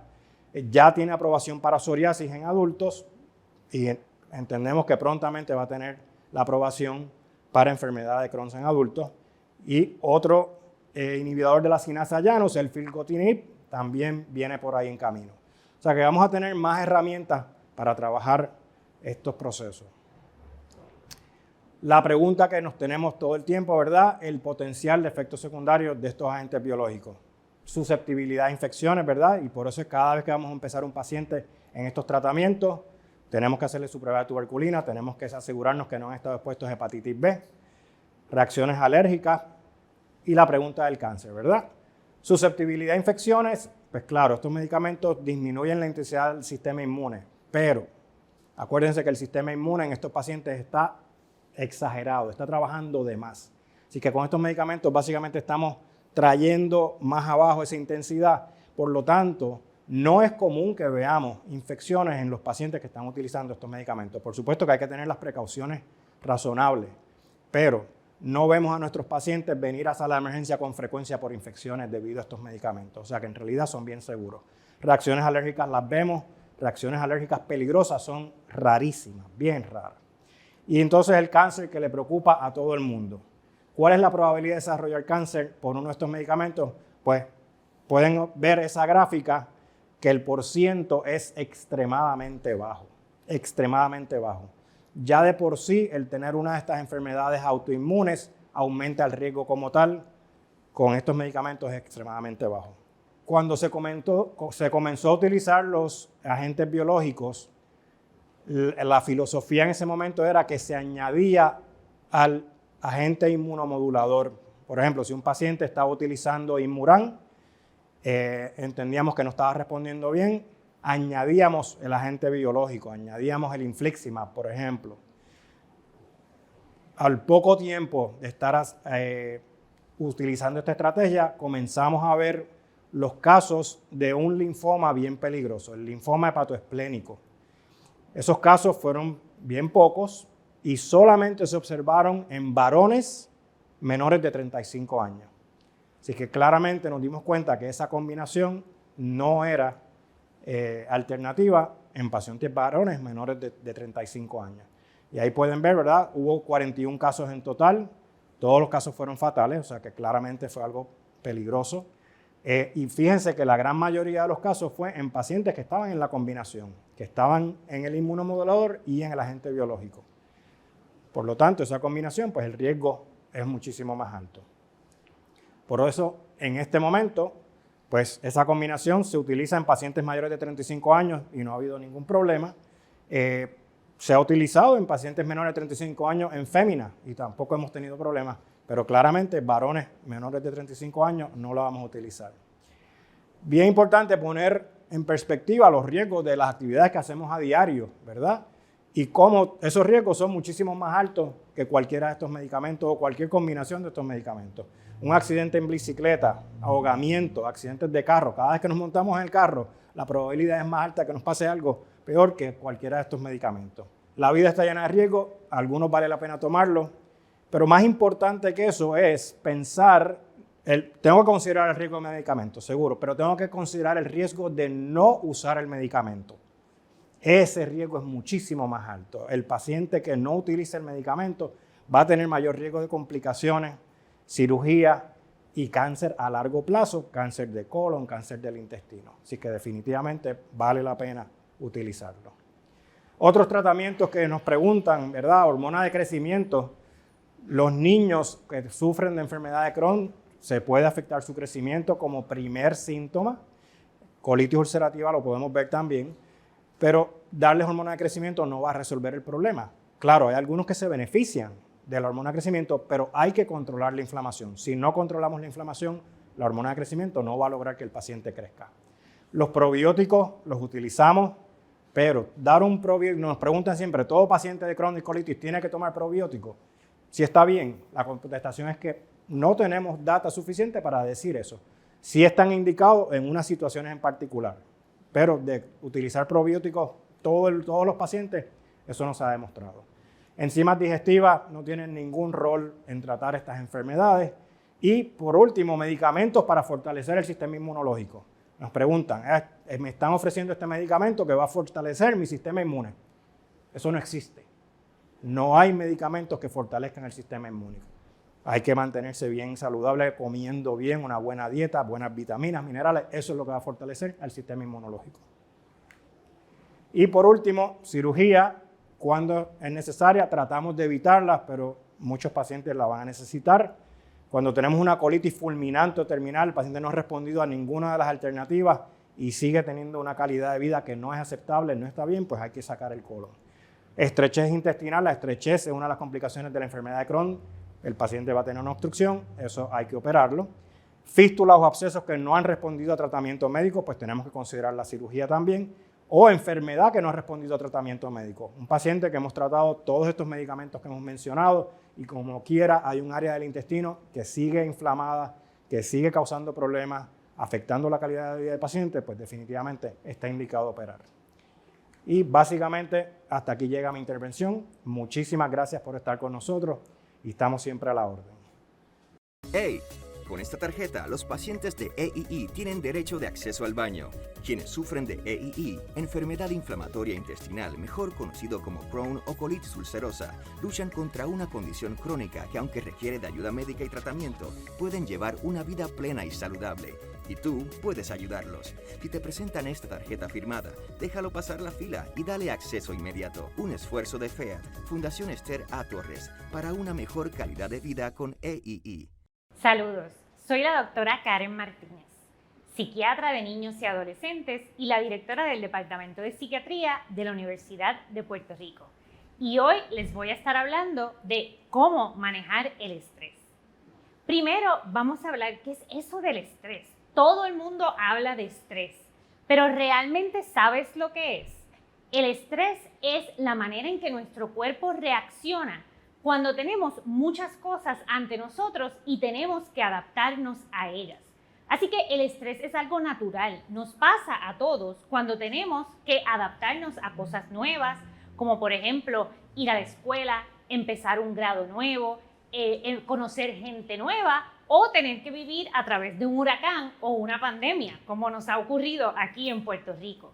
Pero hay otros nombres que es importante que sepamos. Por ejemplo, la ansiedad y los nervios. En Puerto Rico, sobre todo, utilizamos mucho la palabra nervios para hablar sobre sentirnos nerviosos o ansiosos o estresados. Y vamos a aprender un poco acerca de todas estas palabras y cómo están relacionadas. Primero, tenemos que aprender cuáles son los tipos de estrés, porque el estrés no siempre es negativo o malo. El estrés en una dosis pequeña nos ayuda a enfocarnos, a saber qué tenemos que hacer y poder prestarle atención a los problemas que tenemos al frente. Así que nos hace hasta más productivos. El problema es que el estrés sigue subiendo y llega a un punto donde ya no tenemos las herramientas para poder adaptarnos y manejar lo que está ocurriendo. Y en ese momento llega a lo que se llama estrés negativo.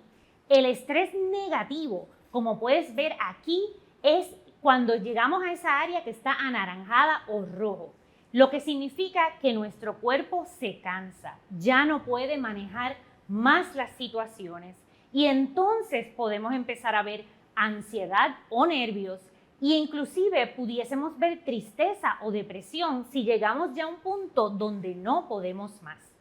Es importante que estemos conscientes que el tener que lidiar con una enfermedad crónica, como son las enfermedades inflamatorias del intestino, y además de eso, vivir todas las cosas que hemos vivido en Puerto Rico durante los 5 años, nos hace a casi todos estar en esta área anaranjada o roja, de ya tener demasiado estrés y tener que acostumbrarnos a muchas cosas.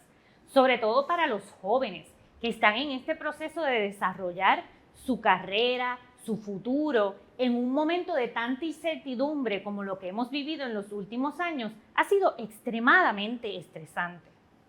Así que hemos llegado ya a este punto donde estamos agotados. Se supone que nosotros podamos rápidamente reaccionar y volver a poder lidiar con más estresores. Pero después de un tiempo de lidiar con muchas cosas, llegamos a un punto donde no podemos lidiar más. Y lo que vamos a estar hablando hoy es cómo nos aseguramos de volver de ese punto de agotamiento a un punto donde podamos continuar manejando todo lo que tenemos al frente. Como hemos hablado, en Puerto Rico han pasado muchas cosas en estos últimos años. Así que cuando hay un desastre natural, como lo fue por ejemplo el huracán María, hay muchos cambios en nuestro alrededor, en nuestra familia, cambios en nuestra condición, porque no necesariamente podemos continuar con el tratamiento médico, no tenemos acceso a nuestros médicos, a los que nos ayuda a mantenernos bien, y eso causa entonces ese estrés. Si eso ocurre en un ambiente donde no hay apoyo social o donde yo me siento que no tengo apoyo, entonces eso puede llevar a una condición de enfermedad mental. Y que no queremos que ninguno de ustedes llegue a ese punto. Así que queremos hablar hoy sobre cómo nos aseguramos de que se sientan apoyados, que se sientan que tienen las herramientas que se necesiten para poder manejar el estrés y no llegar a este punto. ¿Cuáles son estas consecuencias de no manejar bien el estrés? Pues nos vamos a sentir mal emocionalmente, como con ansiedad, depresión, preocupaciones, nervio, todo lo que hemos estado hablando. Pero también no vamos a poder pensar bien, no nos podemos concentrar, nos sentimos cansados, no necesariamente podemos estar bien en la escuela, en la universidad, en nuestros trabajos, y pudiésemos también cambiar nuestras conductas, sentirnos más de mal humor, ponernos un poquito más peleones, no querer necesariamente estar con la gente que nosotros queremos. Y todas esas son consecuencias negativas que queremos evitar en el manejo del estrés. Así que tenemos que hacer lo que se llamamos, igual que tú vas a tu médico a verificar tu condición de cualquier enfermedad, también tenemos que hacer un chequeo de nuestra salud mental o de nuestra salud emocional. Así que lo primero que tienes que hacer es entiende cómo tu cuerpo reacciona ante el estrés. Por ejemplo, en Puerto Rico es bien común que el estrés se manifiesta a través del cuerpo. Así que nos pueden dar dolores de cabeza, nos pueden dar dolores gastrointestinales, que en las condiciones de ustedes, pues entonces esto puede ser más común todavía, pero también dolor de espalda, dolor del cuerpo. Entiende cuáles son esos señales que te está mandando tu cuerpo de que tengo estrés y cómo es que tu cuerpo lo maneja y lo expresa. Piensa en lo positivo y en lo negativo que hay ahora mismo en tu vida. ¿Y puedes pensar en más cosas negativas que positivas? Pues eso significa que llegó el momento de coger un espacio para tu salud mental. Porque si ya tu mente está pensando en más cosas negativas que positivas, es un momento de coger un break y decir, espérate, yo tengo que cogerme un espacio para yo volver a rellenar mi copa de cómo puedo manejar el estrés y poder estar mejor en términos de mi salud emocional. ¿Qué cosas no ayudan a manejar bien el estrés? Evitar los problemas. Eso nunca nos va a ayudar. Hay que afrontar los problemas. Al igual que pues, si uno tiene una condición física, hay que cuidarla, hay que ir a su médico, hay que tomarse sus medicamentos. Tratar de evitarlo o tratar de vivir como si no tenemos la condición no nos ayuda. Preocuparnos excesivamente. Si nosotros vemos que estamos continuamente pensando acerca de los problemas, pero no estamos haciendo un plan para resolver el problema, eso no ayuda en nada. Así que deja de pensar en los problemas y pon un plan en acción de cómo puedes resolver esos problemas. Y si tú no lo puedes resolver, busca ayuda. Tú tienes mucha gente a tu alrededor que está dispuesta a ayudarte y es cuestión de buscar ayuda y decir, no puedo resolver este problema, ¿cómo pudiese la gente a mi alrededor ayudarme? Estar demasiado pendiente a los síntomas físicos, sobre todo cuando uno sufre una condición física, a veces uno está demasiado pendiente al cuerpo y sí, queremos estar pendiente, asegurar que estén bien, pero tampoco entonces estar tan pendiente que eso es lo único en lo que pensamos. Bien importante, tolerar el que nunca sabemos qué va a pasar en el futuro. Si algo nos ha enseñado toda esta pandemia del COVID-19 es que no hay manera de saber qué va a pasar en el día de mañana. Así que enfócate en el aquí, en el ahora y qué va a pasar mañana, pues veremos a ver. Prestarle demasiada atención a los pensamientos. Los pensamientos son solo eso, pensamientos. Eso no significa que es algo que definitivamente va a ocurrir. Así que igual, vamos a enfocarnos en el momento, en lo que estamos viviendo. Ser demasiado perfeccionista, o sea, querer que las cosas siempre salgan bien. A veces nos salen bien, a veces nos salen mal. Eso simplemente es así. No tolerar el estrés, como hablamos desde el principio, a todos nos da el estrés, es algo natural. Simplemente tenemos que aprender a vivir con eso. Y también es un problema el no reconocer cuando hay un problema. Así que es importante poder decir, aquí está pasando algo, me siento mal, vamos a buscar ayuda. Y entonces, ¿qué podemos hacer? Lo primero es que tenemos que evaluar si es el punto de buscar una consulta con un médico o un profesional. Siempre, ¿verdad? Sobre todo ustedes los jóvenes, ustedes tienen mucha gente a quien preguntarle. Tienen a sus papás, tienen sus familiares, tienen sus pediatras y tienen todo su equipo médico al cual le pueden preguntar, yo no sé si yo estoy manejando bien el estrés, yo no sé si es que ya yo tengo ansiedad o tengo depresión y debería buscar una ayuda de un profesional de la salud mental. ¿Cuándo son esas señales? Si tú ves que no puedes trabajar o estudiar, que no te estás pudiendo concentrar, no estás pudiendo cumplir con tus deberes, eso nos preocupa. Si ves que no quieres interaccionar con tu familia, con tus amistades, te encuentras aislado, siempre solo, eso nos preocupa. Si has pensado en que sería mejor morir o hacerte daño, eso es bien preocupante y pudiese ser hasta una emergencia que requiera atención inmediata. Si te molesta cómo te sientes, si te molesta el estrés, te molestan los nervios, te molesta la ansiedad, hay ayuda, hay manera de resolver esto. Y si sientes culpabilidad o tienes poca esperanza en el futuro, que yo sé que para ustedes los jóvenes ahora mismo es difícil, hemos pasado muchas situaciones difíciles, parecería como que el futuro, ¿verdad? No hay futuro con todo lo que está ocurriendo, pero siempre hay algo por lo que podemos vivir. Y si estás perdiendo esa esperanza, pues eso también es una señal de que quizás debemos buscar ayuda. Además de eso, de estar pendiente de ese punto de buscar ayuda, te voy a dar ahora algunos consejos de qué puedes hacer antes, ¿verdad? Para no llegar a ese punto de necesitar buscar ayuda. Así que lo primero que tenemos que aprender es cómo uno puede manejar una emoción negativa. Lo primero es, cuando tú te sientes muy mal, identifica de dónde salió eso, por qué yo me estoy sintiendo así de mal. Segundo, ¿es algo que yo puedo modificar o es algo que yo puedo dejar de hacer? Si no, si es algo que no hay manera de cambiarlo, porque hay cosas en la vida que uno no puede cambiar, como por ejemplo el tener un diagnóstico de una enfermedad crónica de salud, pues entonces tienes que empezar a establecer rutinas saludables que te ayuden a tener esa copa lo más vacía posible, ¿verdad? Para poder entonces no tener tanto estrés y entonces establecer unas técnicas de manejo de estrés. ¿Cuáles son esas técnicas de manejo de estrés? Y yo sé que todos nos cansamos de escuchar lo mismo, pero hay que tener un estilo de vida saludable, hay que tener una nutrición saludable, hay que hacer algún tipo de ejercicio y sobre todo hay que dormir. Y hay que dormir por lo menos 8 horas todas las noches. Y yo sé que hay muchas series en Netflix que ver y muchos TikToks que ver y muchas otras cosas bien divertidas que hacer, pero dormir es esencial para poder manejar el estrés.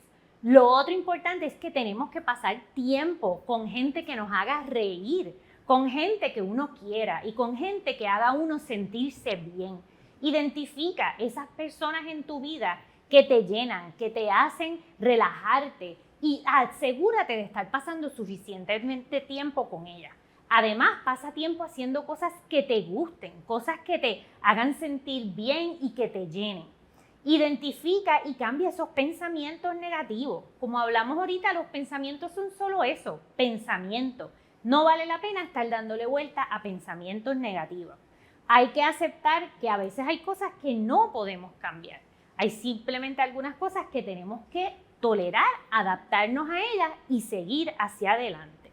Es importante también a veces aprender a decir que no. No tengas demasiadas responsabilidades ni demasiadas cosas que hacer y a veces es importante decir no, este es el momento de yo tomarme un espacio para mi salud mental, no voy a poder hacer eso.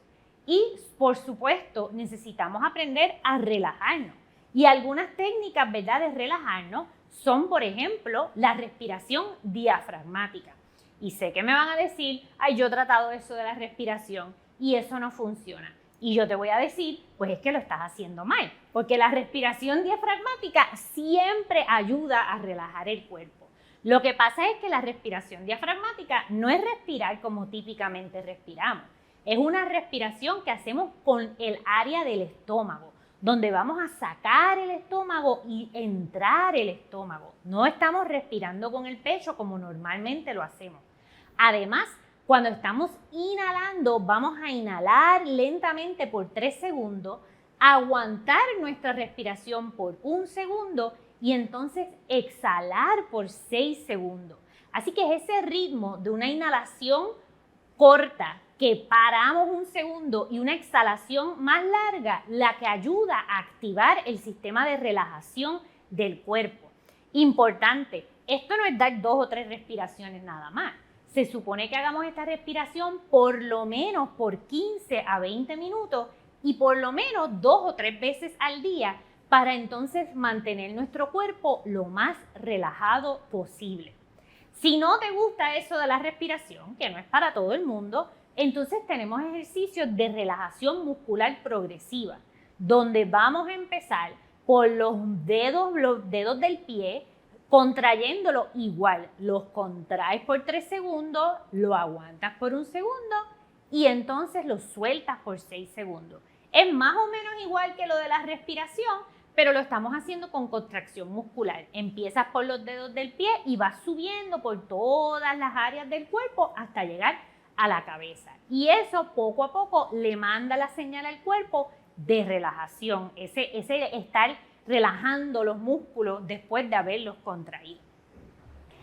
A veces simplemente no tenemos tiempo tenemos 15, 20 minutos, pero quizás cuando tú estás sentado en el salón de clases, sentado en el escritorio del trabajo, esperando por una cita, hay muchos ejercicios de relajación muscular que podemos hacer. Y es simplemente contraer el músculo y relajar el músculo varias veces, cuantas veces uno pueda. Y estos son ejercicios que podemos hacer en cualquier sitio, cuando estamos sentados, esperando por cualquier cosa. Lo importante es tratar de llevarle la señal a nuestro cuerpo de que estamos relajados, ya sea con estas respiraciones profundas o ya sea relajando los músculos del cuerpo. ¿Cómo podemos modificar esos pensamientos negativos? Que hablamos ahorita de que no vale la pena estar pensando en eso. Lo primero es que a veces, cuando son preocupaciones sobre problemas que quizás son reales, pero que no podemos solucionar, hay que decir, no, yo no voy a pensar en eso ahora. Para esos pensamientos negativos y este no es el momento, yo ahora mismo no puedo resolver el problema, no voy a pensar en eso. Pon a prueba esos pensamientos negativos. A veces realmente es nuestra mente que nos juega trucos y nos hace pensar que otra gente no nos quiere, que otra gente no nos aprecia o que nosotros no tenemos valor. Pon a prueba eso. ¿Realmente eso te está ocurriendo? ¿Realmente esas situaciones es lo que tú estás pensando o es tu mente que te está haciendo un truco y te está haciendo pensar negativamente? Y por eso tienes que identificar estas trampas mentales. Nuestro cerebro es tremendo, nos ayuda a pensar, nos ayuda a aprender, pero también a veces nos juega muchos trucos. Y tenemos que estar seguros que no es que nosotros estamos haciéndonos una película, que no es lo que realmente está ocurriendo. Siempre evalúa las probabilidades. Eso puede ser que pase, pero ¿cuán probable es que ocurra?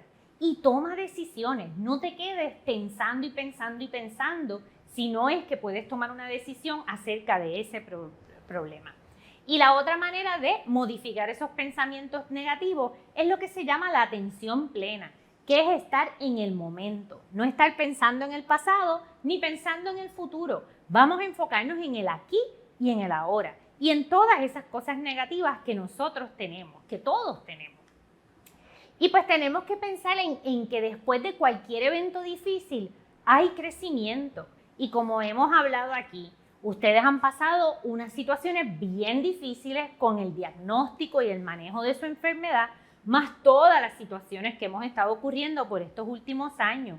Y de todo hemos aprendido, de todas las situaciones, incluyendo las negativas, aprendemos algo. Ser receptivo a las oportunidades nuevas que te ha dado el tener tu diagnóstico, el pasar por todas las situaciones que hemos pasado, inclusive la pandemia del COVID-19.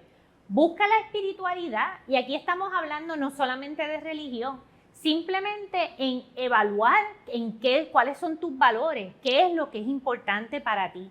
Busca interaccionar de maneras nuevas. ¿Cuántos no hemos ahora hecho a través de Zoom y diferentes maneras y nos hemos encontrado la manera de conectarnos y mantenernos conectados? Y lo más importante, las situaciones difíciles nos ayudan a apreciar lo que realmente es importante. Así que todas estas situaciones que tú has pasado, que son tan estresantes, ¿qué te han hecho ver que es realmente importante para ti? Y eso es lo que tú vas a continuar haciendo y en lo que te vas a enfocar, en lo que es importante para ti. Y al fin y al cabo, cuando estamos hablando del estrés, lo que estamos hablando es de que siempre van a haber muchas cosas difíciles que nos van a tocar. Y lo que queremos es que ustedes aquí, como en este dibujo, tengan esa armadura que los ayude a poder manejar todas esas situaciones difíciles, poder aprender de ellas y entonces ser más resistentes para poder manejar el estrés, mantener su condición bajo control y poder entonces lograr las metas que ustedes tienen para su futuro. Y por eso tenemos que enfocarnos en el futuro. Las situaciones negativas van a pasar. Ustedes van a llegar a un momento en que su condición va a estar bajo control. Pueden tener recaídas, pueden pasar otras cosas, pero con la ayuda de todo su equipo, el equipo familiar, el equipo médico, van a continuar en el camino que deben caminar, igual en su vida profesional y en todas las metas que ustedes tienen. Planifica qué vas a hacer una vez pase esa situación difícil, una vez yo salga del hospital, una vez yo tenga mi condición estable. ¿Qué yo voy a hacer? ¿Cuáles son mis metas? Y continúa esos planes, lo que puedas mantener durante estas situaciones estresantes. Es importante que nos mantengamos conectados. Como hablé al principio, lo que nos ayuda a protegernos de desarrollar una condición de salud mental es el apoyo social. Cuán apoyados nos sentimos. Así que asegúrate de estar conectado con la gente que tú quieres. Y a veces, durante sobre todo la pandemia del COVID-19, ¿cuánta gente no tuvo un perro, un gato o alguna mascota nueva? Y eso nos ayudó muchísimo. Igual aprendimos que pues tenemos que mantener estas conexiones de alguna manera, aun cuando hay algo tan peligroso, ¿verdad? Como una pandemia. Y bien importante, ¿qué has aprendido de todas estas situaciones estresantes? Cómo este estrés y estas situaciones que te han causado estrés te han hecho a ti una mejor persona, una persona que tenga más herramientas y más recursos para poder manejar todo esto que has pasado tan difícil, pero son situaciones que van a continuar porque la vida pues siempre va a tener situaciones estresantes. Y lo más importante que nos ha enseñado todas estas situaciones difíciles que hemos pasado es que lo más que nos ayuda es estar conectados, estar con la gente que uno quiere y siempre mantenerse socialmente conectado de alguna manera. Así que aquí está toda la información sobre nosotros. Si tú crees que ya tú estás en ese punto donde necesitas un poco más de ayuda, aquí está el teléfono de la clínica de nosotros, de Psiquiatría de Niños y Adolescentes de la Universidad de Puerto Rico. Ahí está mi email también y toda la información de nosotros. Estamos siempre a la orden para poder ayudar y buscar la manera de que puedas vivir una vida con el menos estrés posible. Muchas gracias.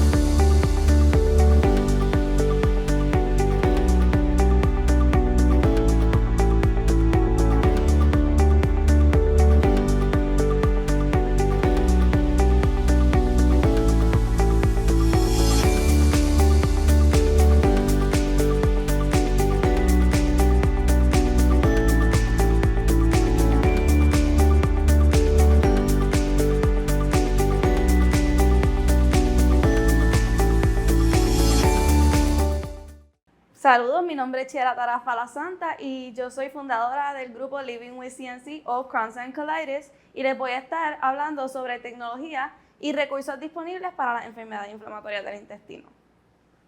¿Cómo puedo confiar en información de salud que encuentro en Internet? Muchas de las veces, cuando primero nos diagnostican, nos dan una idea a los doctores de qué es la enfermedad, pero uno siempre quiere buscar un poquito más allá. Y yo les voy a estar dando esos recursos para poder buscar en fuentes confiables.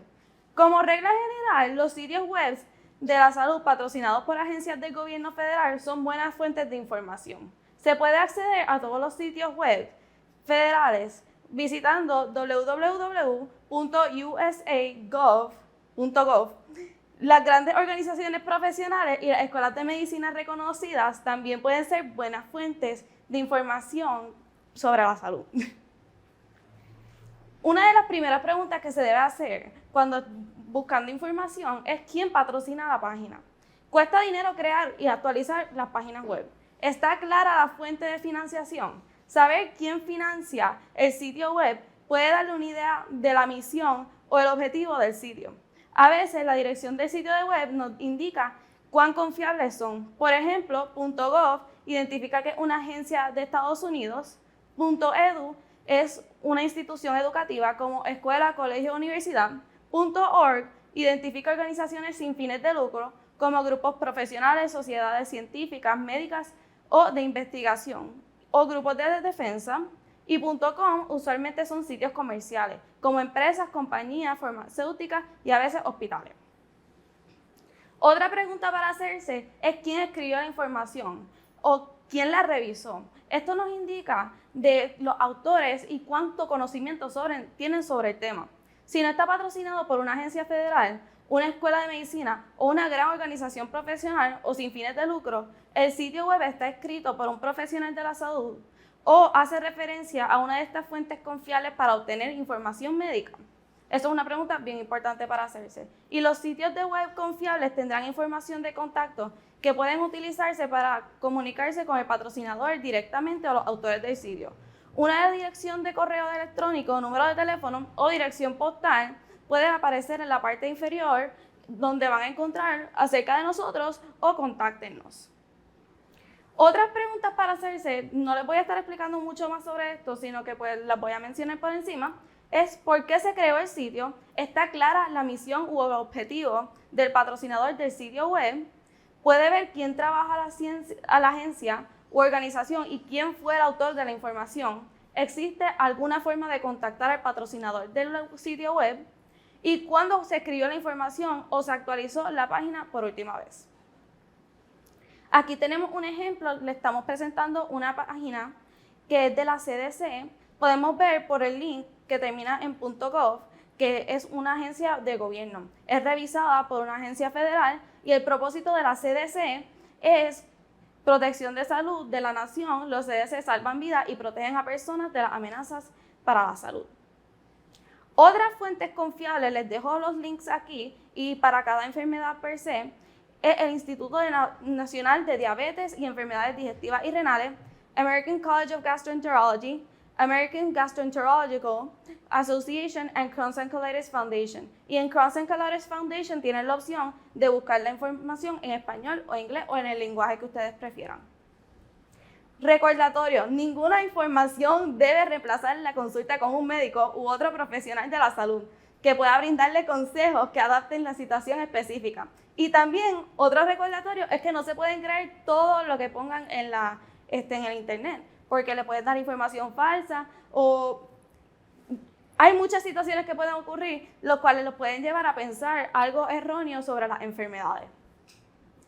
Algunos recursos educativos y de apoyo son FEAT, que es la Fundación Esther A. Torres pro Enfermedades Inflamatorias del Intestino.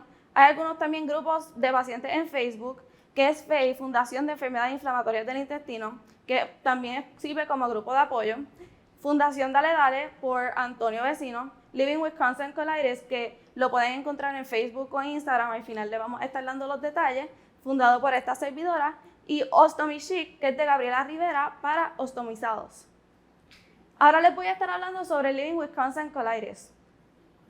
Living with Crohn's and Colitis es un grupo de apoyo fundado por esta servidora nuevamente en el 31 de marzo de 2019. Ya llevamos 2 años corriendo, gracias a Dios. Es para jóvenes de 15 a 30 años que padecen de las enfermedades inflamatorias del intestino, Crohn's and colitis, y pues vamos a darle todas las herramientas necesarias para poder llevar su enfermedad. ¿Cómo surge? No existían ayudas dedicadas para los jóvenes con las enfermedades inflamatorias del intestino. Yo recuerdo al ser diagnosticada a mis 7 años, nosotros siempre le preguntábamos a mi doctor, ¿dónde hay grupo de apoyo? ¿Hay algo para que les sirva de apoyo para ella? Porque yo no conocía a nadie que tenía la enfermedad a mis 7 años. Fue a mis 19 años que yo logré conocer a personas que eran como yo, que tal vez tenían los mismos síntomas, que yo le podía consultar algunas cosas. Y esa red de apoyo es tan importante para uno como paciente porque primero que no se siente solo y segundo que es algo que realmente se necesita. La población juvenil, el de las enfermedades inflamatorias del intestino, por lo que he visto, ha aumentado mucho. Y eso es algo bien preocupante porque ¿dónde van a quedar todos esos pacientes que no tienen esa ayuda? Y el ser diagnosticado con una enfermedad inflamatoria del intestino no es fácil para nadie, ya que supone un cambio radical en la vida de cada persona. En la mayoría de las ocasiones las personas se sienten solas, como había mencionado, ya que es difícil ver y comprender una enfermedad invisible. Las personas tienden a no ser tan empáticas con las personas que tienen enfermedades invisibles porque no lo pueden ver. Es como, te ven caminando por ahí, tú te ves súper bien, porque yo te voy a tener empatía hacia ti. Y decidí crear este grupo con el propósito de ofrecer un espacio seguro en los pacientes puedan expresarse y compartir sus inquietudes. Algunas metas que tenemos para nuestro grupo es compartir experiencia, dar información sobre las enfermedades inflamatorias del intestino, tomar conciencia de que no estamos solos y solas, expresar qué se siente vivir con estas enfermedades, dar herramientas para el manejo de síntomas y finalmente divulgar concienciación de las enfermedades inflamatorias del intestino, ya que muchas personas no conocen sobre ellas y pues nos toca a nosotros como pacientes y empoderados pues divulgar esa concienciación sobre las enfermedades. ¿Qué hemos trabajado en nuestro grupo de apoyo? Pues antes nosotros nos reuníamos presencialmente, tuvimos 2 reuniones en Ponce, pero a raíz de la pandemia hemos estado virtualmente, pero nos hemos reunido. Eso es lo importante y hemos mantenido esa red de apoyo. Y los temas que hemos trabajado son diferencia entre la enfermedad de Crohn y la colitis ulcerosa, bienestar, enfermedad de Crohn y colitis ulcerosa, alimentación para las enfermedades inflamatorias del intestino, conociendo nuestros derechos como pacientes y el COVID-19 y las enfermedades inflamatorias del intestino. Y si quieren unirse a nosotros, pueden contactarnos por Facebook, que es Living with Crohn's and Colitis, y también en Instagram es lo mismo, pero corrido. Muchas gracias por su atención. Y con esto cerramos la presentación del 11º simposio de FEAD Viviendo con Crohn's y Colitis, nuestra sesión especial para los jóvenes. Quiero recordarles que, como han oído hoy, el apoyo, el conocer sus enfermedades y el compartir es bien importante para vivir con Crohn's y Colitis. Si no lo han hecho todavía, únanse al grupo de Living with Crohn's and Colitis, Living with CNC, para que puedan tener una mejor calidad de vida y compartir con los demás. Quiero agradecerle, como siempre, a nuestros auspiciadores, la facultad experta que tan generosamente dona su tiempo y su conocimiento, y a nuestros colaboradores BeHealth, Janssen, Pfizer, AbbVie, Bristol Myers Squibb, Takeda, Special Care Pharmacy Services, Specialty Pharmacy Services, Graphet Pharmacy Solutions y la Universidad Ana G. Méndez por su apoyo constante con esta misión. Que tengan un buen día.